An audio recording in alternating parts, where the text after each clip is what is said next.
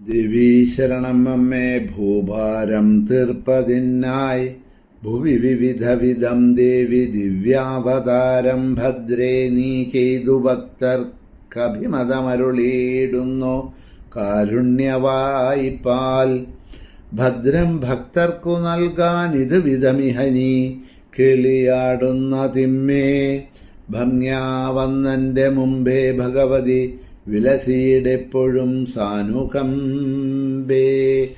ദേവീ ശരണം അമ്മേ. സുപ്രഭാതം, ശുഭദിനം.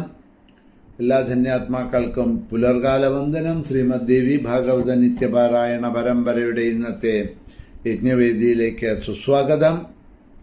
നവമസ്കന്ധത്തിലെ 47-ാമത്തെ അധ്യായമാണ് ഇന്നലെ നാം അവലോകനം ചെയ്ത് സമർപ്പിച്ചത്. ഇന്നു മുതൽ അടുത്തതായിട്ടുള്ള 48-ാമത്തെ അധ്യായം നമുക്ക് തുടങ്ങാം. മനസ ദേവി ഉപാഖ്യാനം ആണ് ശ്രീനാരദൻ ചോദിച്ചതനുസരിച്ച് അദ്ദേഹത്തിന് നാരായണ ഋഷി പറഞ്ഞു കൊടുക്കുന്നത്. ശ്രീനാരായണ ഉവാചാമത്ത പൂജാവിധാനാം ച ശ്രൂയതാം മുനിപുങ്കവാദ്യാനം ച സാമവേദോക്തം പ്രോക്തം ദേവീ വിധാനകം. നാരദ, മനസാദേവിയുടെ പൂജാവിധി ഞാൻ പറയാം, കേട്ടോളൂ. സാമവേദോക്തമായിട്ടുള്ള ദേവീധ്യാനവും ഞാൻ അങ്ങക്ക് പറഞ്ഞു തരാം എന്ന് പറയുന്നു. വെളുത്ത ചെമ്പകപ്പൂവിൻ്റെ നിറം, രത്നാഭരണങ്ങൾ അണിഞ്ഞ് വന്യശുദ്ധമായിട്ടുള്ള പട്ടുവസ്ത്രം ധരിച്ചവള്, നാഗങ്ങളെ യജ്ഞോപവീതമാക്കി ധരിച്ചിരിക്കുന്നവള്, മഹാജ്ഞാനം നേടിയതായിട്ടുള്ള ഈ മനസാദേവി പ്രസിദ്ധരായ ജ്ഞാനികളിൽ അഗ്രഗണ്യയും സിദ്ധികളുടെ അടിസ്ഥാന ദേവതയും സിദ്ധിപ്രദയും ഒക്കെയാണ്. ഇങ്ങനെ ആ ദേവിയെ ധ്യാനിച്ചിട്ട് മൂലമന്ത്രത്താൽ പൂജിക്കണം എന്ന് പറയാണ്. മൂലമന്ത്രം വേദത്തിൽ പ്രതിപാദിച്ചിട്ടുണ്ട്. അങ്ങനെ ചെയ്താൽ എല്ലാ ആഗ്രഹങ്ങളെയും നേടിത്തരുന്ന തരുവാണ് സിദ്ധി വരുത്തുന്ന ദ്വാദശ അക്ഷരമായിട്ടുള്ള ദേവിയുടെ മൂലമന്ത്രം. ഓം ഹ്രീം ശ്രീം ക്ലീം ഐം മനസാ ദേവ്യൈ സ്വാഹ ഇതി കീർത്തിതഃ എന്നാണ് പറയുന്നത്. അപ്പോൾ ദേവിയുടെ മൂലമന്ത്രം ഓം ഹ്രീം ശ്രീം ക്ലീം ഐം മനസാ ദേവ്യൈ സ്വാഹ.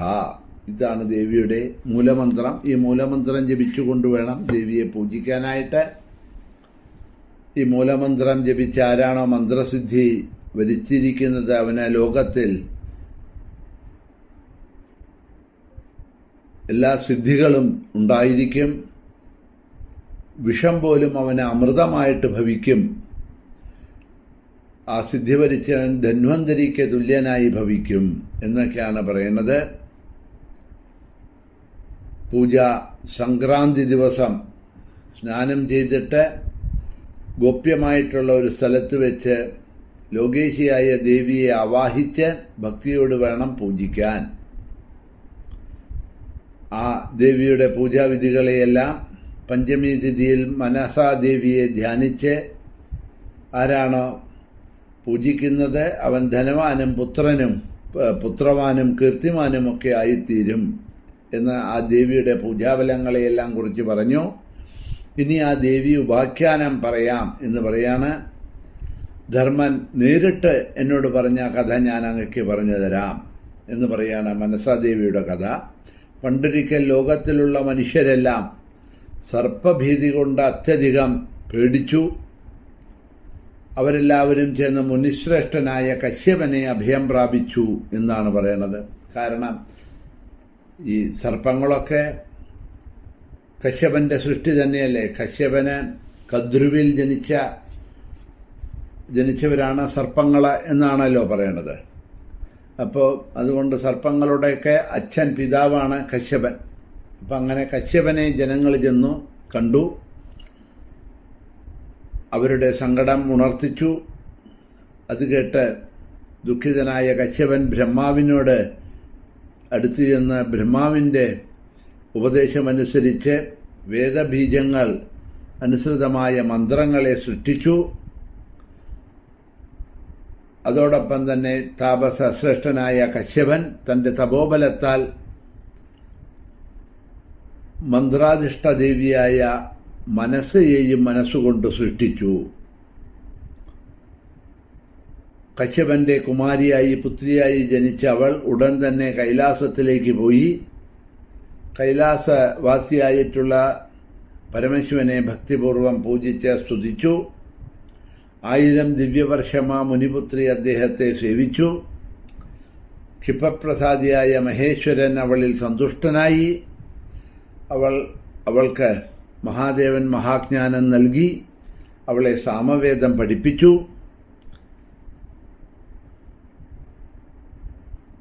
കൃഷ്ണമന്ത്രം, ലക്ഷ്മീബീജം, മായാബീജം, കാമബീജം, ഈ 4 ചേർന്നതായിട്ടുള്ള ചതുർത്ഥ്യന്തമായി കൃഷ്ണവധം അത്യന്തത്തിലുള്ള മന്ത്രം ഓം ശ്രീം ഹ്രീം ക്ലീം കൃഷ്ണായ നമഃ, ഈ മന്ത്രം അവൾക്ക് ഉപദേശിച്ചു കൊടുത്തു.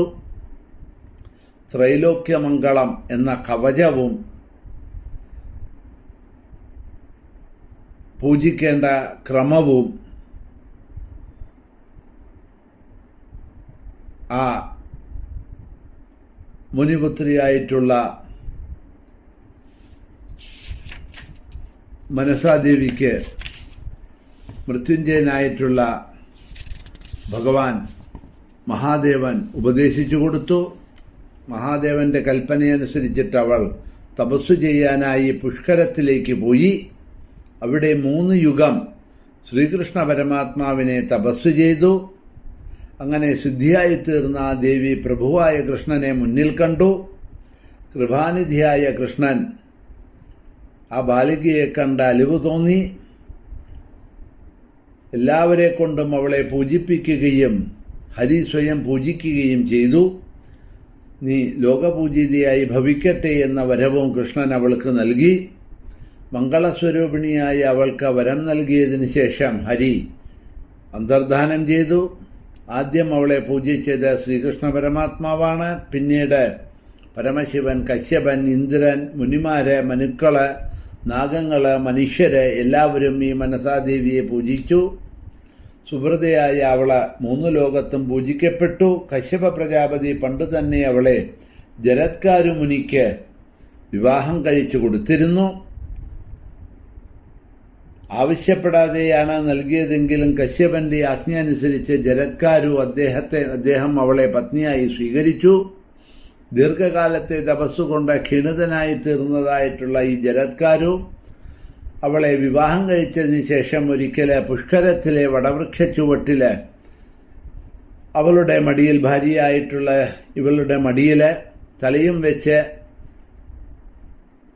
ഭഗവാനെ സ്മരിച്ചുകൊണ്ട് ഗാഠനിദ്രയിലാണ്ടു. സായംകാലമായി, സൂര്യൻ അസ്തമിക്കാൻ തുടങ്ങണു. അപ്പോൾ പതിവ്രതയായ മനസാദേവി മനസ്സാലോചിച്ചു, തന്റെ ഭർത്താവിന് ധർമ്മലോപം സംഭവിക്കുമോ എന്ന് ഭയമായി അവൾക്ക്. സായം സന്ധ്യാവന്ദനം ബ്രാഹ്മണരെ നിത്യവും അനുഷ്ഠിക്കേണ്ടതാണ്. അത് ചെയ്യാതിരുന്നാൽ ഭർത്താവിന് ബ്രഹ്മഹത്യാദി പാപമുണ്ടാകും. പ്രാതസന്ധ്യ, സായം സന്ധ്യ, മധ്യാഹ്നികം ഇതൊക്കെ ഉപാസിക്കാത്തവൻ എവിടെയും ഇന്നും അശുദ്ധനായിരിക്കും. ബ്രഹ്മഹത്യാദി പാപങ്ങളൊക്കെ ഉണ്ടാവും എന്നൊക്കെയാണല്ലോ വേദം പറയുന്നത് എന്ന് വിചാരിച്ച് ഭർത്താവിന് സായം സന്ധ്യ ചെയ്യാനുള്ള സമയമായി. അദ്ദേഹമാണെങ്കിൽ ഗാഠനിദ്രയിൽ തന്റെ മടിയിൽ തലവെച്ച് കിടന്ന് ഉറങ്ങുകയാണ്. പക്ഷേ ഉറങ്ങിയാൽ സായം സന്ധ്യ ചെയ്യാൻ കഴിയില്ല. ചിലപ്പോൾ ഇതേമാതിരി അതൊരു മഹാപാപമായി തീരും എന്ന് വിചാരിച്ച് എന്തു ചെയ്തു? ഭാര്യയായ ഈ മനസ ഭർത്താവായിട്ടുള്ള ജരത്കാരുവിനെ ആ നിദ്രയിൽ നിന്നും ഉണർത്തിയ ജരത്കാരു കോപിതനായി എന്നാ പറയണത്. പിന്നീട് എന്താ സംഭവിച്ചത് എന്നുള്ളതൊക്കെ നമുക്ക് നാളെ അവലോകനം ചെയ്യാം. ഇന്നിവിടെ തന്നെ നിർത്തുന്നു. ശ്രീ മഹാദേവ്യൈ നമഃ.